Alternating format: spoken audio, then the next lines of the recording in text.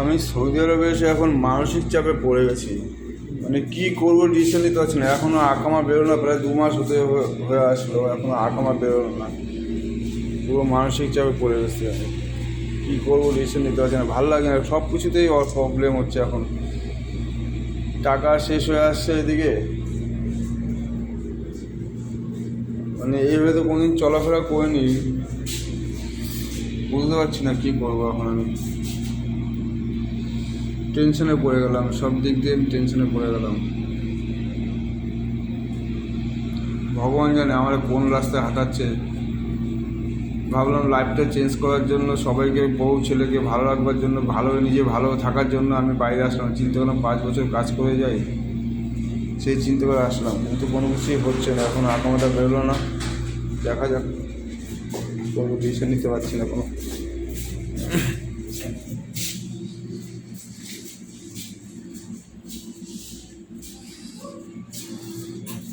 একটা সিগারেট খেতে গেলেও 10 বার চিন্তা করতে হয়।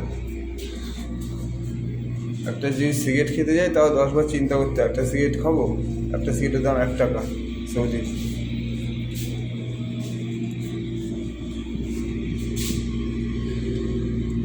ভালো লাগছে না কোনো কিছু। সকাল থেকে তো মনটা খুব খারাপ লাগছে। কাউকে বলতে হয় সন্তু, বারবার জিজ্ঞেস করে কী হয়েছে কী হয়েছে তোর, কিছুই বলছি না। কী বলবো বলে,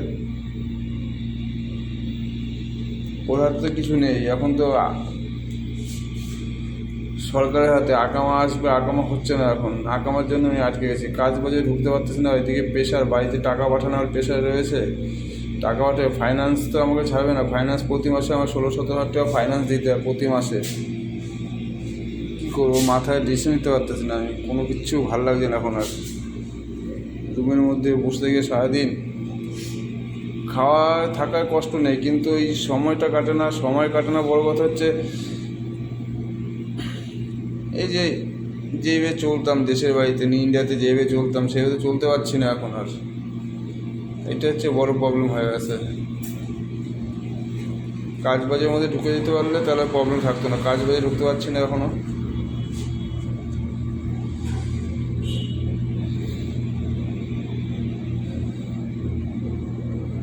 একটা সিগারেট খাবো সেই চিন্তা করি, বা কী করে আসে আর কয় টাকা সেই চিন্তা করি, টাকার চিন্তা করি।